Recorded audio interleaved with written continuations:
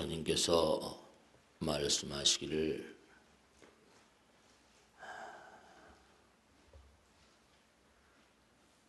이 세상을 구제하고 남을 살릴 수 없는 가르침은 나의 가르침이 아니다 그랬습니다. 남을 살릴 수 없는 가르침은 불교가 아니다 그런 가르침이죠.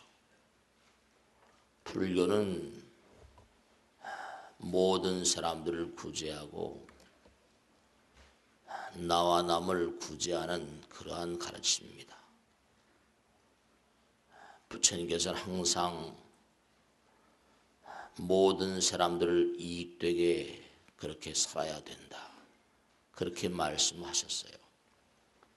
요익중생이라는 말씀을 쓰셨는데 요익중생 두루두루 많은 사람들에게 이익되게 살라 그렇게 말씀하셨습니다. 부처님께서는 항상 부처님께 큰 이익이 있음을 믿으라. 부처님을 따라가는 사람은 항상 큰 그런 그 이익이 있다는 거죠.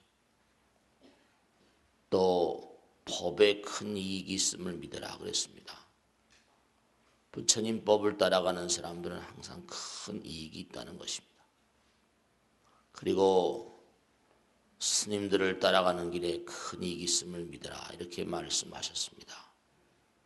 부처님께서는 항상 내가 이 땅에 온 이유는 모든 중생들을 평안케 하고 안락케 하고 그리고 그들의 행복과 번창을 위해서 이 땅에 왔다. 그것이 내가 이 땅에 온 이유다 그렇게 말씀하셨고 나의 삶의 존재 이유는 그것이다 그렇게 말씀하셨습니다. 그러니까 우리가 부처님의 아들, 딸로서 이 세상을 살아가는 근본적인 삶의 자세는 이른바 덕업입니다. 인생은 덕업이다. 덕되게 사는 거죠. 우리가 세상을 사는 것은 많은 사람들에게 덕되게 사는 것이 나에게 덕이 됩니다. 순서를 바꾸면 안 되죠. 불교에서는 결국 구경무화라고 하셨으니까 부처님은 나가 없는 존재죠. 구경성불 우리가 항상 공부하지 않습니까? 나가 없다. 나가 없으니까 남밖에 없는 거죠. 그러니까 항상 부처님은 어떤 분이세요? 베풀기만 하는 분입니다. 부처님은 항상 베풀기만 하는 분이에요. 모든 중생들을 편케 하는 모든 중생들을 이익되게 하는 것이 부처님의 참된 도리입니다. 그러니까 부처님께서 항상 하신 말씀이 남을 생각하면 업장이 소멸된다. 항상 남을 생각하는 마음으로 살면 나와 남의 장벽이라는 게 무너져 버리죠. 나와 남의 장벽이 소멸돼 버립니다. 그러니까 항상 편안할 수밖에 없죠. 우리가 삶을 도모하면 항상 고통이고 어려운 이유가 나와 남 사이에 만들어져 있는 높은 그런 그 장벽, 업장이라는 것이 우리를 크게 괴롭힙니다. 사람들은 참 안타까운 게 있는데요. 인생이 덕업이라고 하고 많은 사람들을 이익되게 하는 것이 나에게 이익되는 것이다. 그렇게 항상 부처님께서 강조하셨는데요. 남에게 뭘 이렇게 베푸는 것을 참 어려워합니다. 베풀라 뭐 주라 지난번에도 말씀했잖아요. 그러면 싫어해요. 또 사람들이 뭘 이렇게 내라 그러면 싫어하잖아요. 특히 제일 싫어하는 게 뭐예요? 세금 같은 거. 아주 싫어하죠. 또 뭐 법당에도 뭘 내라 하든지 뭐 학교에 월사금을 내라고 하든지 월사금을 인상하면 막 난리가 나잖아요. 학생들한테. 뭐 과도하게 내라는 게 문제가 있는지는 모르겠습니다. 근데 정말 중요한 것은요. 부처님은 다 줘버리는 존재니까 우리는 그럴 수는 없죠.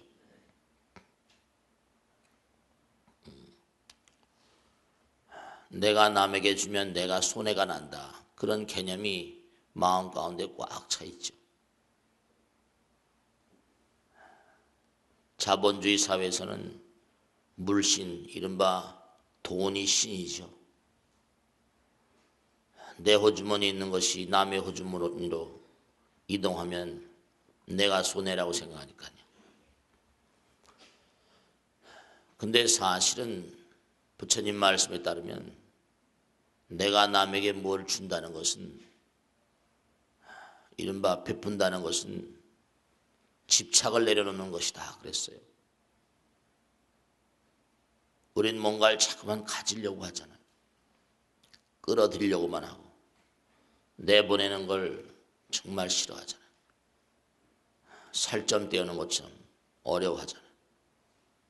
그런데 부처님 말씀에 따르면 내가 남에게 주면 줄수록 주는 것만큼 부처님이 된대요.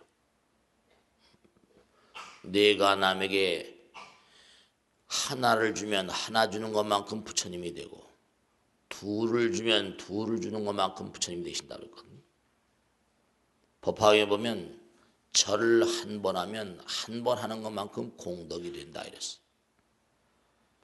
염불을 한마디 하면 한마디 하는 것만큼 공덕이 되신다 이랬어요. 부처님 말씀 한 말씀을 들으면 듣는 것만큼 공덕이 된다 그랬어요. 이익이 되는 거니까.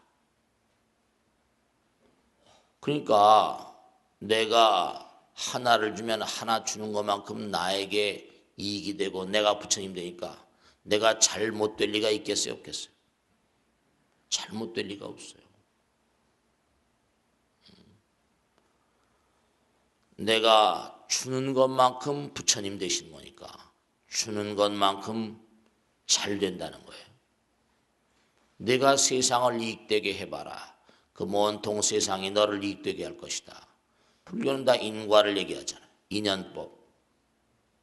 내가 내 자신을 버리면 우주가 너를 찬탄할 것이다 이랬어요. 사람들은 내가 뭘 주면 내가 손해난다고 그렇게 생각해요. 참 안타깝죠. 남을 살릴 수 없는 것은 나의 가르침이 아니다 그랬어요.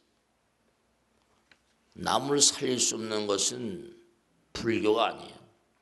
내가 가진 능력, 내가 가진 어떠한 그런 내용이라 하더라도 그것이 남을 위하는 그런 방편으로 잘 쓰여져야 돼요.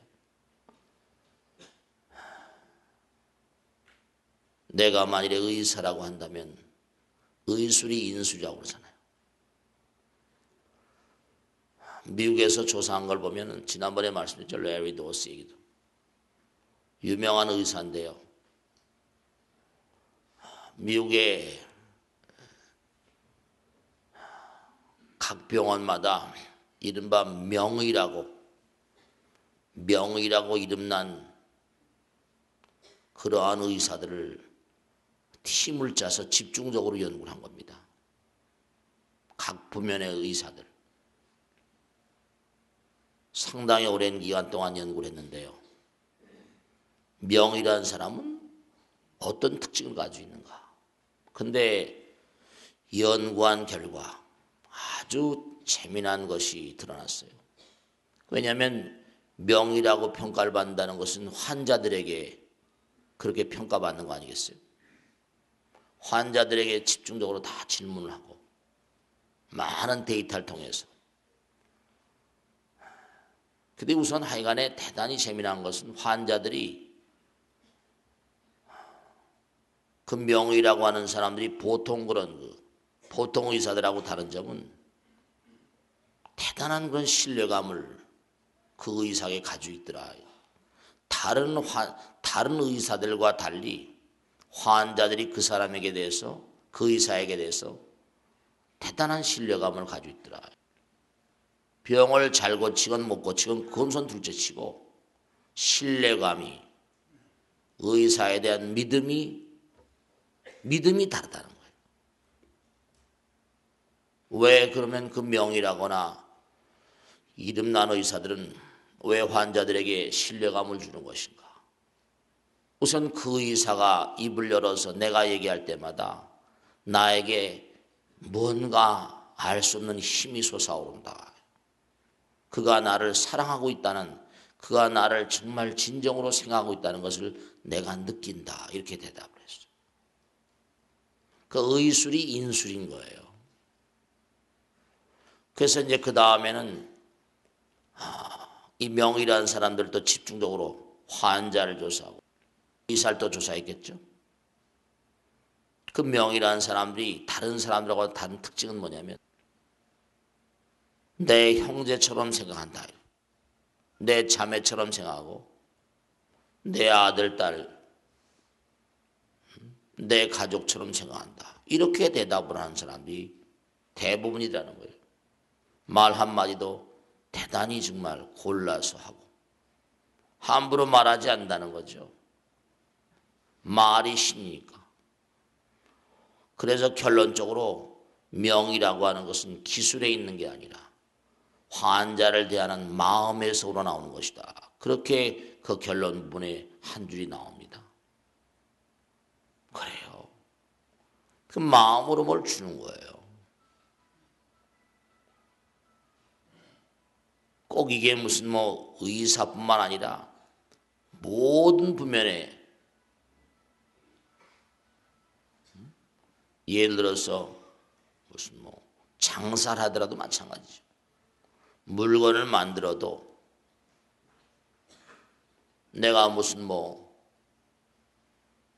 변호사를 하거나 학교 선생님을 하거나 아마 모든 부면이 다 같을 거예요. 이렇게 여러분들이 앉아 계시지만 그 일하는 봉직하는 직장들은 다 장소는 다르실 거 아니에요. 만나게 되시는 분들도 아주 다종다양한 분들을 만나실 거예요.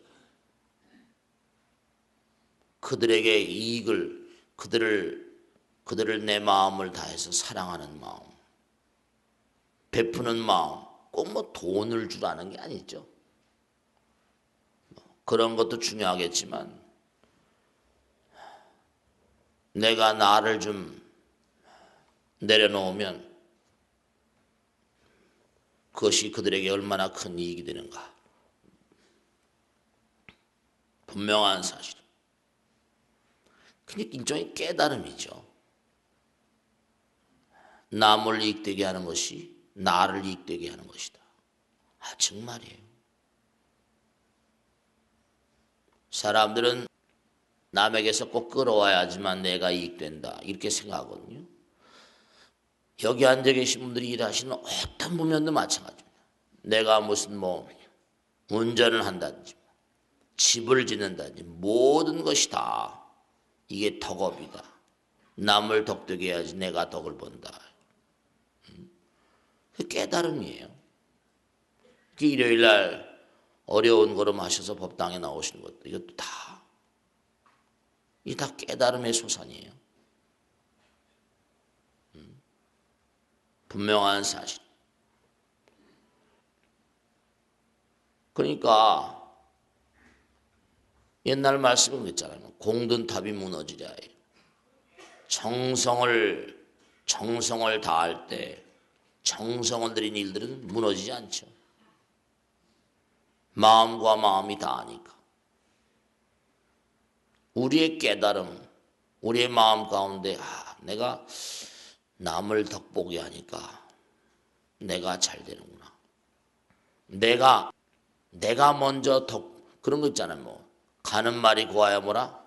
오는 말이 곱다. 그게 맞아요. 오는 말이 고와야 가는 말이 곱다가 맞아요. 어떤 게 더 맞아요? 가는 말이 고와야 뭐라? 오는 말이 곱지. 또 어떤 사람은 오는 말이 고와야 가는 말이 곱다고 막 우겨요. 말이 비슷하니까. 확실히 인생은 덕업이에요. 다 이게 다 이 때가 있고, 네, 그렇습니다. 순서를 바꾸면 안 돼. 순서를. 가는 말이 고와야 뭐라? 오는 말이 곱다. 형님 먼저 뭐라? 먼저. 그 다음에 남들에게 다 이렇게 먼저 베풀고 준 다음에 내가, 그 다음에. 그러니까 사람들이 내가 뭘 남에게 주면 내가 손해다. 내가 남에게 베풀면 내가 손해다. 이건 참 올바르지 않지. 그 바른 생각이 아니에요. 남을 편케하라. 부처님께서 말씀하신 육연관, 육중관이라는 게 있는데, 이처당연, 이처초연. 이익을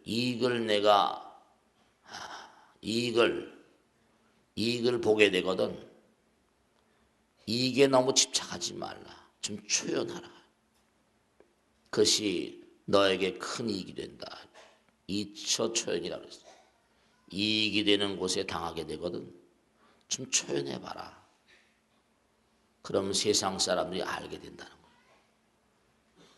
두 번째, 이인편연이라. 이른바 남을 대할 때 상대방을 편케하라. 이인편연이라. 내가 상대방을 항상 이렇게 만나게 될 때 상대방을 좀 편케해라. 상대방을 불편하게 하지 마세요. 이인편연이라. 상대방을 좀 편케해 줘야 돼. 유사차명이라. 일을 대할 때는 남보다 더 적극적으로 대하라.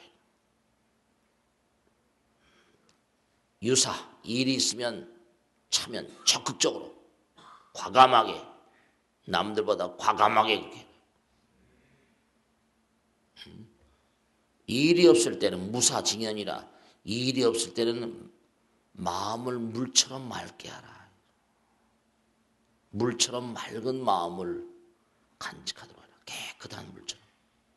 무사징연이라고 그랬어. 일이 잘 되었을 때는 담백하라. 덕이 다면이라. 일이 잘 되었을 때는 아주 담백한 마음으로 공치사 들려고 하고 뭐 폼 잡고 뽀기고 이거 안 된다는. 일이 잘 되어서 남들이 칭찬할 때는 담담하라.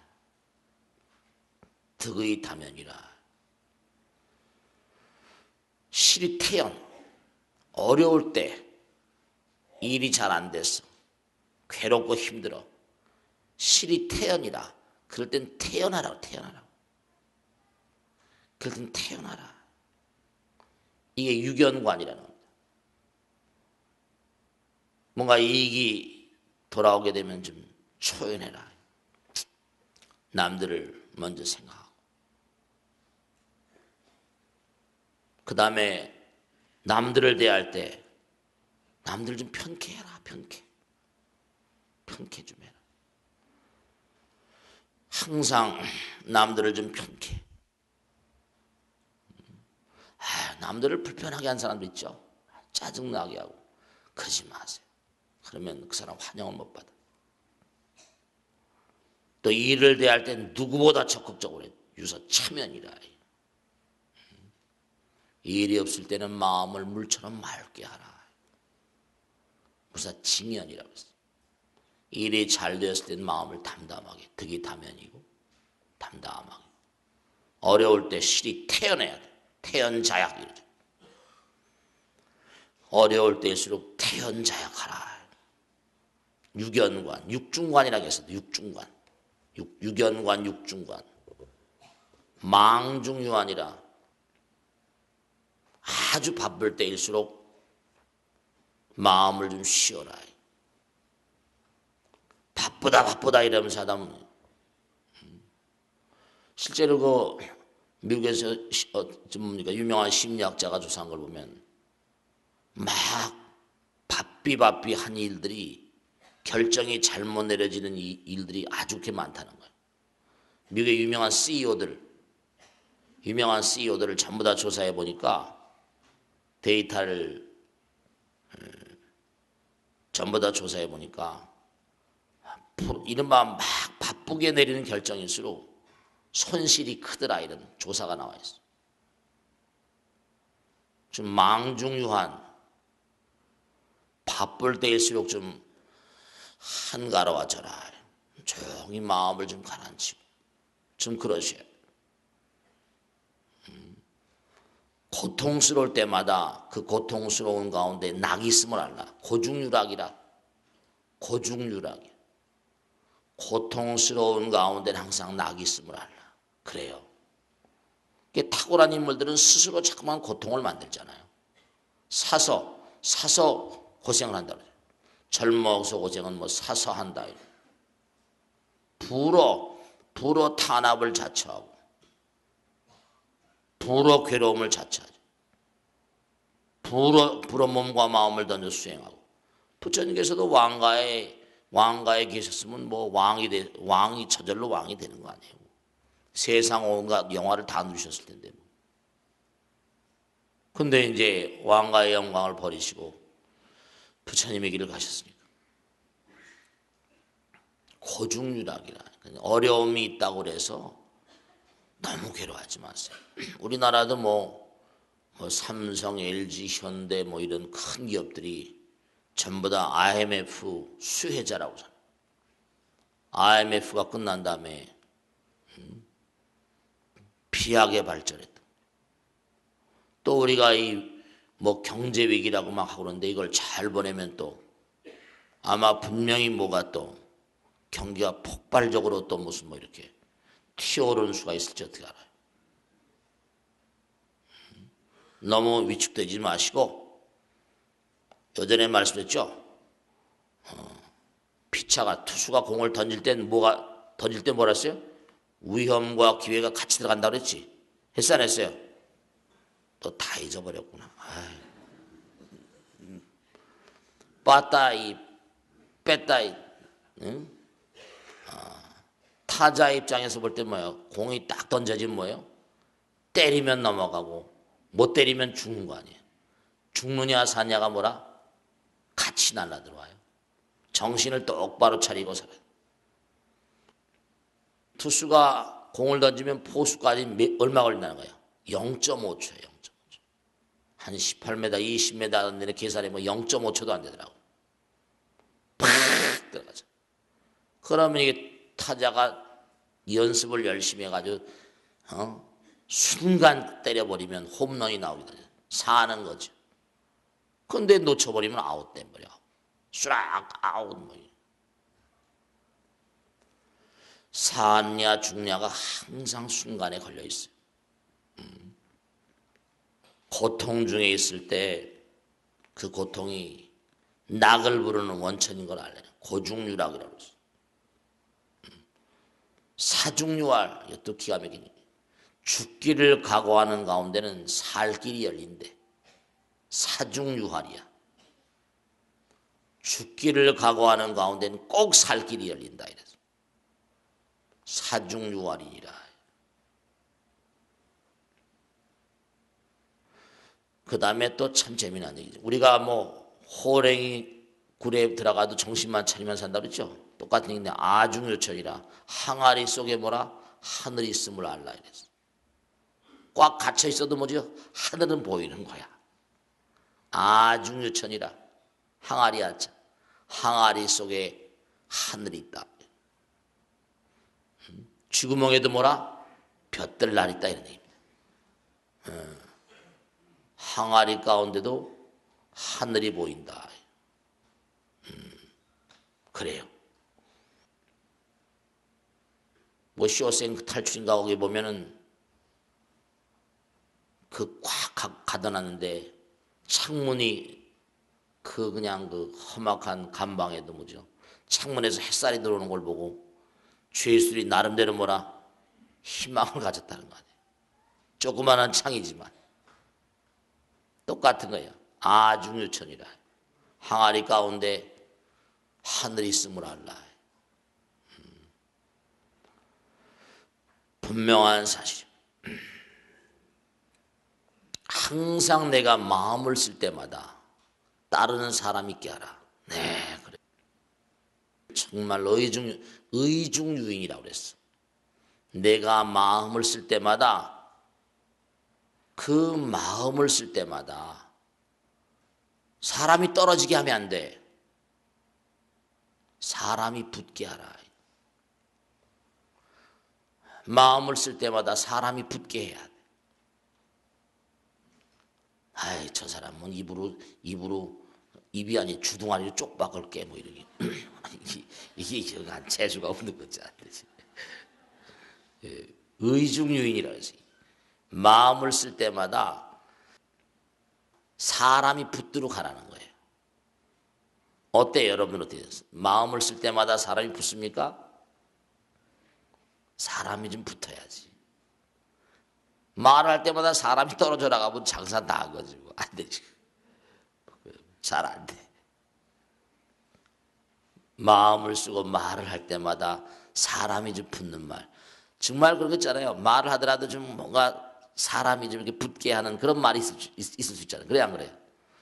말 한마디 하게 되면 들으면 재수없다. 아유, 그런 건 곤란한 거지, 곤란. 아, 이거 참 부처님 말씀 멋있는 거예요. 의중유인이라. 말을 할 때마다 사람이 붙게 해라. 사람이 붙게 해라. 그 다음에 정말 항상 마음속에 공부가 있게 하라.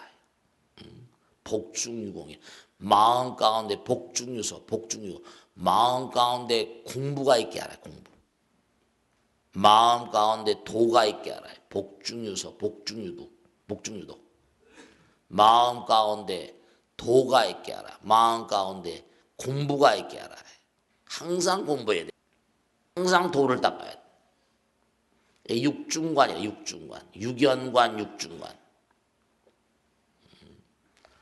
그러니까 인간의 본질은 부처님이라는 거 아니에요.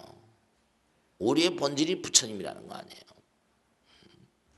분명한 사실. 그러니까 부처님께서 항상 말씀하신 건 뭐냐면 내 마음 가운데 이기심을 걷어내면 찬연한 광명이 뿜어져 나온다 이랬거든요.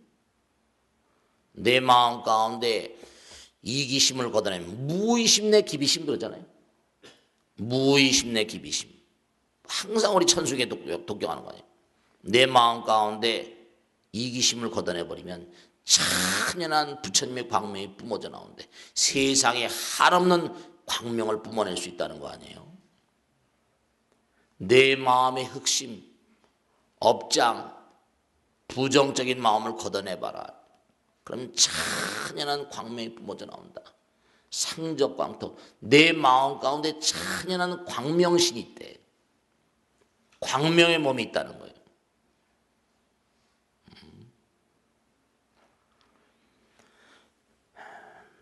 사람들을 이익되게 할 때 그것이 너를 위하는 것이고 넉의 기쁨이 된다. 넉, 나의 넉, 영혼의 기쁨이 된다. 내가 남을 위하는 마음이 될 때 그것이 너 자신을 위하는 길이 되고 그리고 그것이 너의 영혼의 기쁨, 넉의 기쁨이 된다. 이게 사람들이 전부 다 자기만을 위하려고 하니까 이게 불행해지는 거예요. 내가 남을 위하는 마음으로 살면 저절로 내가 행복되는데 사람들이 행복을 자꾸만 찾거든요. 행복이 어디 있어요? 뭐 파랑새 찾아서 막 돌아다니다 보니까 자기 집에 있더라는 거 아니에요. 그래 안 그래요? 똑같은 얘기야. 멀리서 하려고 그러지 말고 자꾸만 내가 가까운 사람들에게 베풀고 펼치고 그러니까 남을 위하는 게 나를 위하는 거라는 사실을 이걸 잘 이해를 못해요. 정말로 남을 위하는 것에 행복이 있습니다. 그것은 복된 일이에요. 정말입니다. 사람들이 내가 남에게 뭘 베풀면 내가 잘못되는 줄 알아. 좀 나누어 먹고 베풀고 그 말은 이게 참 쉽지만 말이지 이게 어려운. 부처님께서 항상 이른바 도라는 게 뭐냐? 정도. 참된 도의 길은 하나가 되는 곳에 있다. 하나. 참 일도. 참된 도의 길은 하나가 되는 곳에 있다 이랬거든.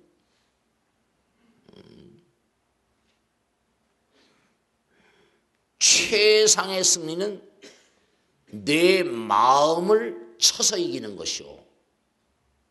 최하의 승리는 남을 쳐서 이기는 것이라 그랬어. 내 자신의 마음에 그릇된 마음을 쳐서 이기는 것. 이거는 상전이래. 가장 훌륭한 전쟁이래. 남을 쳐서 이기는 거, 이건 최하의 전쟁이래.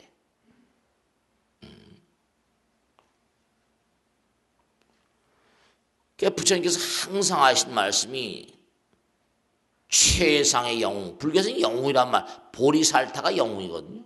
보살이 영웅. 맨 영웅에 대한 얘기야. 보살에 대한 얘기니까. 항상 영웅을 찾으라. 몸과 마음을 다해서 수행하고 분발하는 영웅을 찾으라. 그러니 공자님도 마찬가지 아니에요. 인재를 만나가지고 무슨 인재를 잘 영재를 키우는 걸 큰 낙, 삼낙이라고 하는 것이 하나 들어있잖아. 정말 훌륭한 인간들, 영웅적인 인간들, 여러분 진짜 중요한 건데요. 진짜 중요한 거야. 왜냐하면 언제 어느 부면에서나요.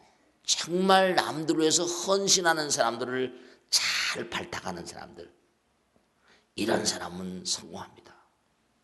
사람이 일을 해주는 거거든. 정말 정신적으로 정말 뭔가 마음의 심지가 있어서 내가 이 세상을 위해서 국가와 민족을 위해서 정말로 내가 정성을 다해서 몸과 마음을 다하겠다.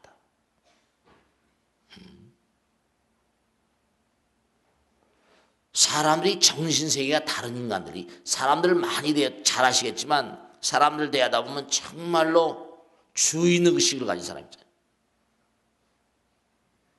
주인의식. 언제 어느 곳에 가더라도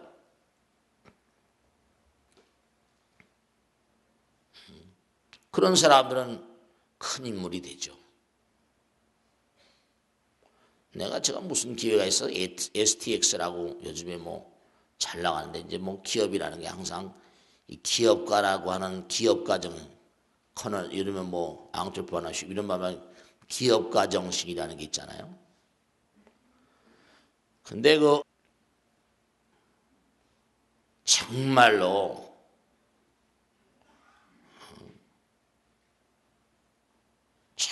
뭔가 언제 어느 곳에 가더라도 주인 정신을 가지고 제가 강모라는 분인데 이분은 상고를 나와가지고 대회사에 들어가서 일을 하는데 아마 인간성이 특출한 뭐가 있었던 모양이죠. 딱 이제 기회를 봐가지고 해가지고 그 STX라는 회사가 막 많이 컸잖아요. 근데 그분이 아주 특출난 성품을 가지고 있는 뭔가 어떤 그런 어려운 상황에서 다 평상시에 많은 그런 사람들이 환영을 받다 보니까 이 회사를 잡아서 일하자. 당신이 해봐라. 그래가지고 하나하나 키워가지고 그게 세계적인 굴지의 조선 회사가 돼버렸죠. 대우조선이나 무슨 삼성이나 현대 이런 거하고 좀 늦게 후발이지만 그게 어느 분야이나 영적인 그런 인간들을 타고 나니까 전생서부터 그 여러분이 금생에 지금 갈고 닦는 이 금생에 갈고 닦는 게 이게 그대로 내생으로 흘러가거든요. 머지않은 장래에 내생이 와. 금생에 기른 성품이 그대로 내생으로 흘러가 버리니까 사람이 확실히 급수가 있어요. 많은 사람을 위하는 마음. 성인이 있잖아요. 성인의 자질이 있잖아요. 부처님도 갈고 닦은 억겁을 두고 갈고 닦은 자질이 부처님을 만드는 것처럼 영겁을 가면서 닦는 거예요. 많은 사람을 위하는 마음, 위한다는 생각도 없이 멸사봉호하는 마음, 많은 사람들의 앞장을 서 우리 불교는 수지신식 광명당 그러잖아요. 자기를 갈고 닦고 많은 사람들에서 진력하는 그런 선각자들, 그러한 지도자들을 좀 키워내고 발탁하고 이래야 돼. 불교는 사람을 키우는 종교고 사람들에게 이익되게 하는 요익중생하는 거예요. 그러니까 여러분들이 스스로가 정말 보살심, 위대한 용기와 신심을 바탕으로 해서 모든 유종 중생들을 열만의 세계로 이끄는 영웅이라고 그랬거든요. 보살을 가리켜서. 보살은 영웅이니까. 그 영웅의 길은 뭐예요? 자신의 도덕성, 법성의 함양에 항상 신경을 쓰고 힘을 기울여야 돼요. 내가 뭔가 한번 무슨 일을 해보겠다. 이런 사람은 평상심시도라. 평상시에 관리를 잘해야 되겠지. 평상시에.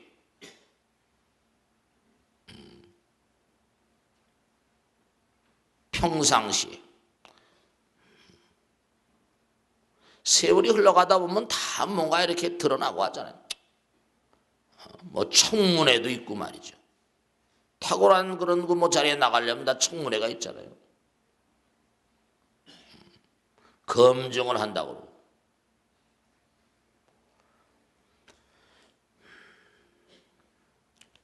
정말로 부처님께서 탁월한 지도자,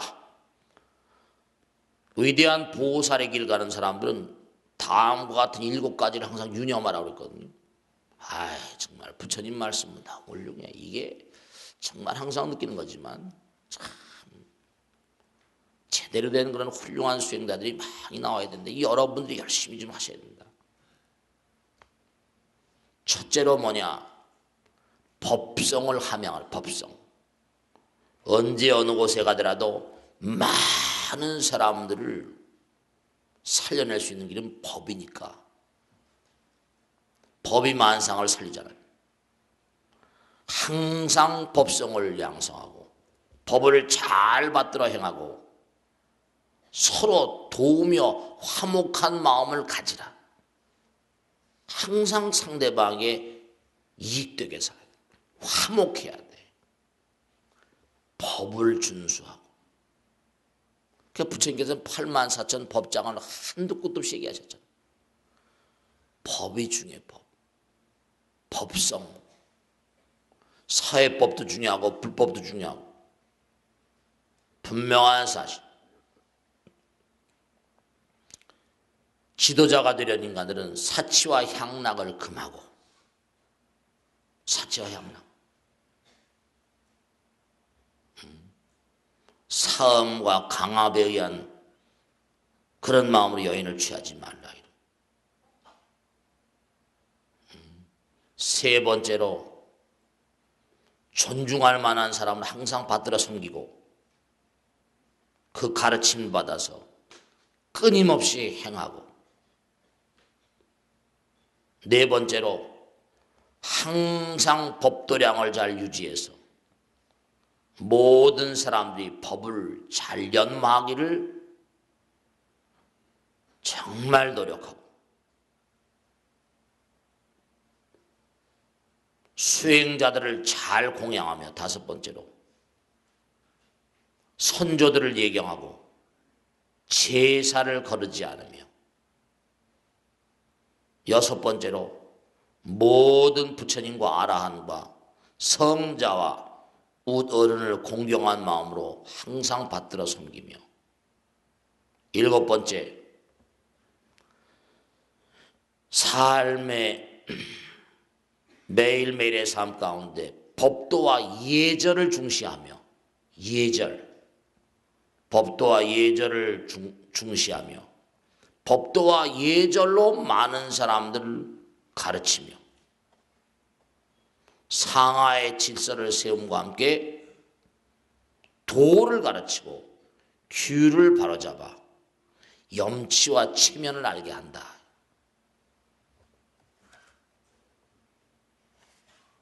항상 뭔가 우리가 삶을 살아갈 때 정말로 여러분이 어떤 자리에 임하시든 간에 중요한 게 있거든요.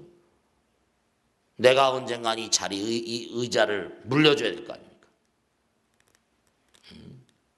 그러면 내가 하던 일이 계속 번창해 나가게 하려면 어떻게 해야 돼요? 후계자, 사람을 잘 키워내야 돼. 사람을 자기가 그런 얘기 있잖아요. 그 사람이 얼마나 훌륭한 사람인가 하면 그 사람이 키워낸 뭐라? 제자들을 보면 안다고 그랬죠. 마찬가지 그 사람이 얼마나 훌륭한 사람인가, 그 사람의 대를 이어서 일을 할 사람들이 한 사람이 얼마나 훌륭한 사람인가.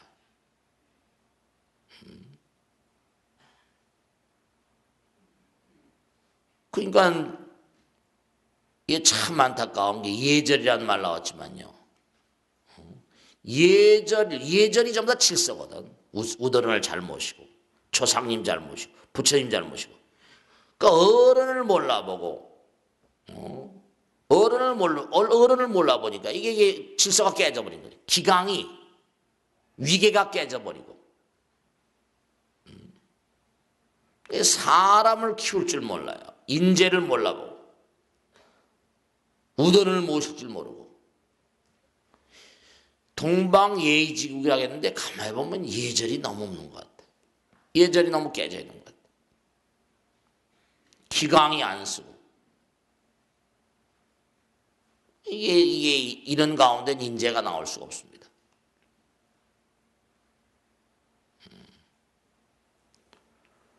인재를 키울 수 있는 풍토가 잘 안 돼 있어요.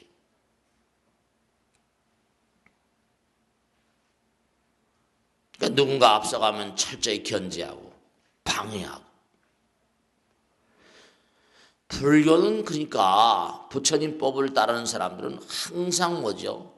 남들을 이익되게 하고 남들을 키워주는 거야. 남들을 이익되게 한다는 건 뭐야? 남들을 자꾸만 잘 육성하고 키워주고 성공적인 인생을 살게 하고 남에게 이익되게 한다는 게 뭐예요, 결국? 남이 잘 되게 하는 거지. 내가 어떤 자리에 있다. 남 잘 되게 해야 돼. 내가 만약에 무슨 회사에 좋은 자리에 있다. 사람들을 잘 보고 인재를 잘 육성하고 잘 키워야 돼요. 잘 가르치고 잘 훈도하고. 그게 남을 이익되게 하는 거죠.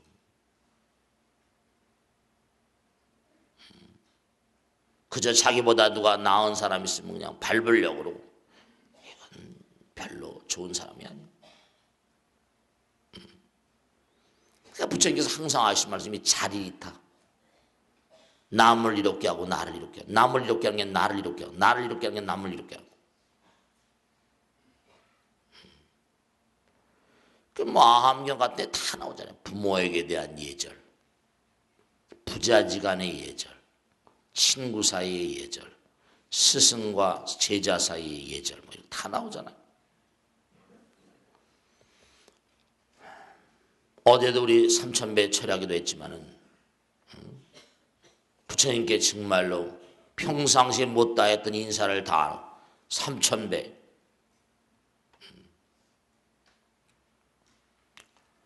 그러니까 여러분들이 항상 부처님 말씀대로 너희들이 다른 거 아무것도 없다. 남들을 잘 되게 하기만 하고 남들에게 주기만 하고 베풀기만 하면 내가 넘치듯이 줄 것이다 이랬어. 내가 남들에게 베풀기만 하면 그냥 부처님 대신에 하는 거니까. 내가 남들에게 주기만 하고 베풀기만 하고 펼치기만 하면 넘치듯이 내가 줄 것이다 그랬거든. 우보익생만 하고 중생수기 등lik이라 그랬잖아요. 남들에게 주기만 해라. 그럼 내가 너희들에게 넘치도록 줄 것이다. 분명한 사실.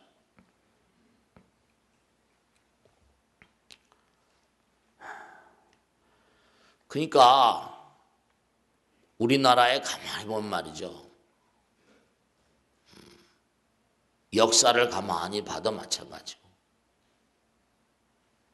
시대 인물이라거나 위대한 인물들은 전부 다 뭐예요? 다 오랜 세월 동안 그냥 당대가 아니라 오랜 세월 동안 부처님께서 이렇게 말씀하셨어요. 아마 부처님 당시도 지금이나 마찬가지일 거예요. 여러분 집안에 먼지 쌓이는 거, 유리 같은 데 보면 먼지가 쌓이죠.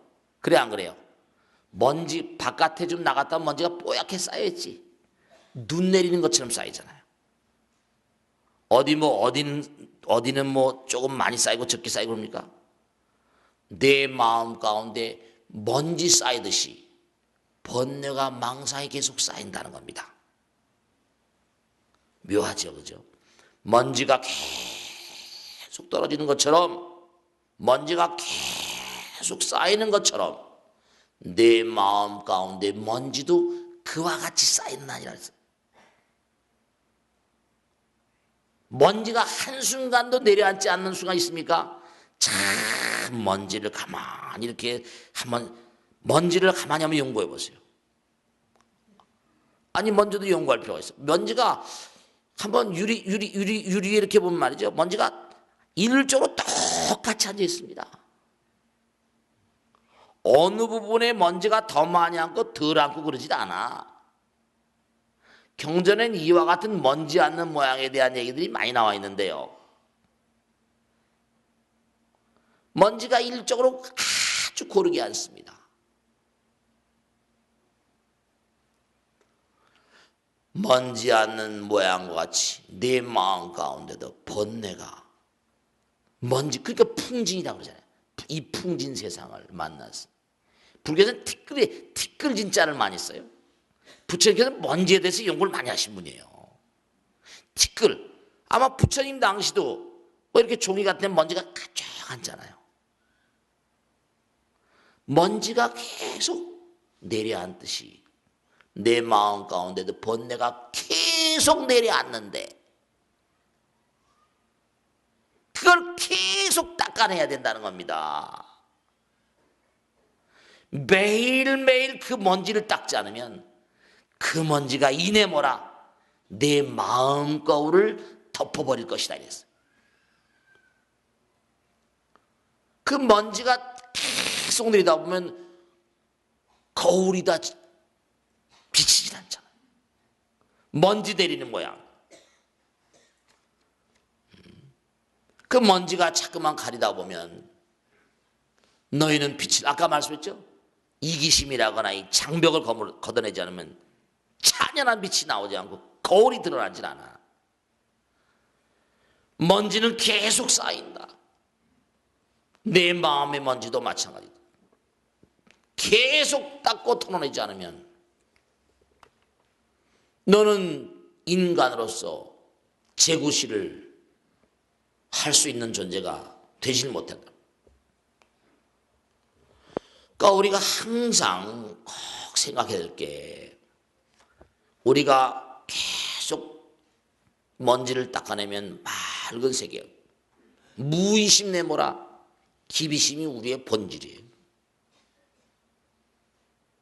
우리는 얼마나 남을 생각하는가, 이웃을 생각하는가, 나라를 생각하는가, 인류를 생각하는가, 이런 멸사봉홍의 자세, 이런 인재가 돼야 돼. 개인 누구나가 다. 올 한 해는 말이죠. 정말로 뭐 어려운 시대가, 어려운 시기가 온다고 하는데, 정말로 여러분들이 언제, 어느 곳, 어떤 상황, 어떤 부면에, 어떤 곳에서 일하신다 하더라도 좀 남들에게, 나도 어렵지만 남들에게 좀 이익을 줄 수 있는 인간, 남을 생각하고 남을 배려하고 이웃을 배려하고 나라를 생각하고. 여러분 마음 가운데 얼마나 남이 들어있어? 여러분 마음 가운데 얼마나 이웃이 들어있냐? 그러니까 정말 버리고 버릴수록 부처님 되니까. 그죠? 닦아내면 닦아낼수록, 먼지를 닦아내면 닦아낼수록 맑아지니까 잘 보일 것이고, 비우면 비울수록 그만큼 부처님 되니까 안 될래 안 될 수가 없어. 우리가 항상 하는 얘기지만요, 너 부자가 되려면 마음볼 똑바로 쓰라고 그래요. 그래 안 그래요? 우리나라도 마찬가지야. 개인들이 마음볼 잘 써야 우리나라가 부자가 됩니다. 그래야 선진국이 돼요. 개인들이 마음볼 잘못 써. 그게 선진국의 문턱에서 계속 주저앉아서 못 가는 거예요. 남을 끌어내리려고 그러고 쏴서 죽여버리려고 그러고, 내 마음 가운데 이웃이 잘되게 하려는 의지가 없어.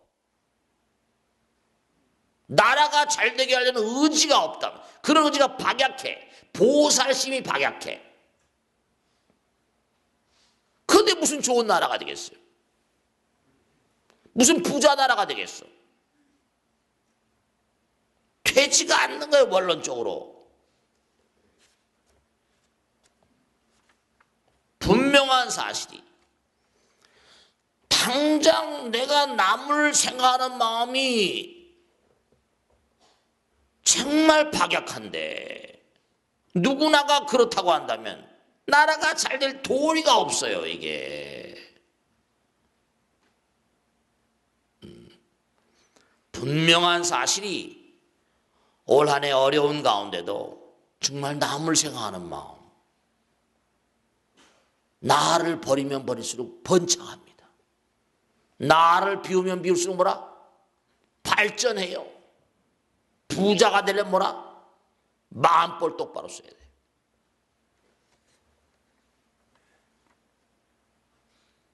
주변 사람들을 키우려고 애쓰고, 정말 인재를 만들려고 애쓰고, 좋은 후계자를 만들 것을 항상 생각을 하고, 어떻게 하면 저 친구를 좀 키워줄 수 있을까?